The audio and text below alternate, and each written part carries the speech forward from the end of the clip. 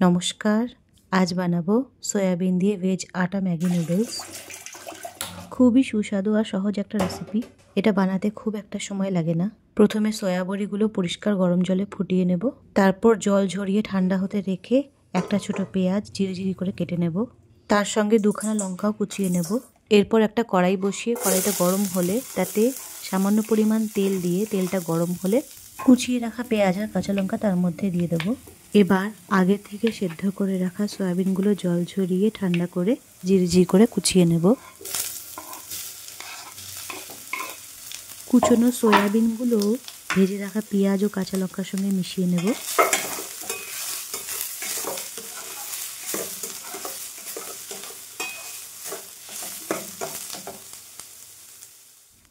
এবার একে একে 1 চামচ সয়া সস, 1 চামচ চিলি সস আর 1 চামচ টমেটো সস দিয়ে মিশিয়ে নেব।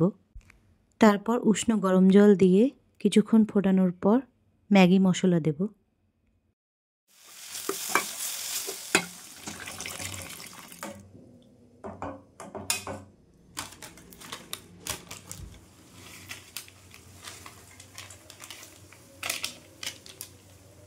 মশলাগুলো ভালোভাবে ফুটে নেওয়ার পর এর মধ্যে ভেজ আটা ম্যাগি নুডলসের 3টে বার দেব। আমি প্রায় বাড়িতে এই রেসিপিটা বানাই, রাহুল খুব পছন্দ করে। জলের পরিমাণ আমি ইচ্ছে করেই কম রেখেছি যাতে ম্যাগি নুডলসটা একটু মাখা মাখা হোক। জল ভালোভাবে টেনে গেছে তাই পরিবেশন করলাম। খুব সুন্দর সেদ্ধ হয়েছে আর খেতে দুর্দান্ত টেস্ট। এই রেসিপিটা খুবই হেলদি আর যেহেতু এর মধ্যে সয়াবিন আছে তাই প্রোটিনে ভরপুর। বাচ্চাদের জন্য খুবই হেলদি একটা রেসিপি এটা। প্রতিদিনের ম্যাগি থেকে একটু আলাদা আর খুবই সুস্বাদু।